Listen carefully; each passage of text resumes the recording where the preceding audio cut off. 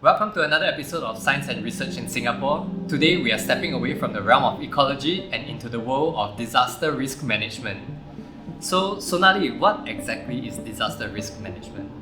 Disaster risk management is a huge field of study and it encompasses what we commonly refer to as natural disasters, but this is actually wrong terminology and we should be referring to them as natural hazards. And I'm sure you've heard of many such phenomena happening around the world, such as earthquakes, tsunamis, typhoons, volcanic eruptions, and many more. And basically, this field of study is concerned with assessing the hazards that are associated with a place, the people and assets that are exposed to the hazard, and the ultimate goal is to reduce and manage this risk through various interventions.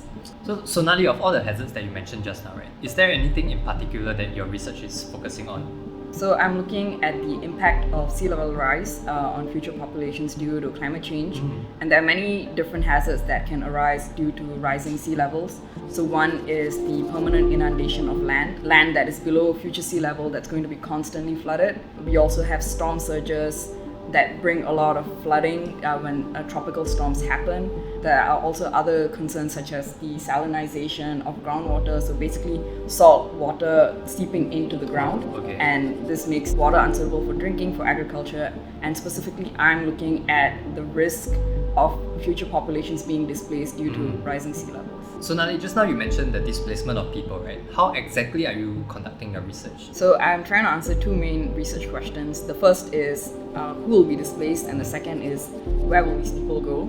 So to answer the first question, I'm using a statistical model that looks at housing damage due to future flood levels, and then it computes the risk of these people being displaced due to that housing damage. And now that we understand who will be displaced, and next is to figure out where they could likely migrate to, and that's where the second model comes in.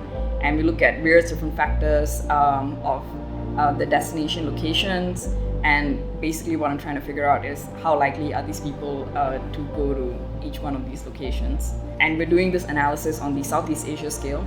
So some of the assumptions that we made in the model may be rather simplistic, but we have to balance between this huge region that we are computing the model for and the accuracy of our results. So all in all, what do you hope that your research can achieve? Basically, it is to shed light on a rather understudied phenomenon, and I hope that it would be picked up by policymakers. And I think scientists also have a role in communicating their work in a way that it reaches stakeholders and decision makers, and I think that's why you're here. Platform is one of the ways in which we can do it. So yeah, ultimately being able to inform policy in a meaningful way, that would be the best.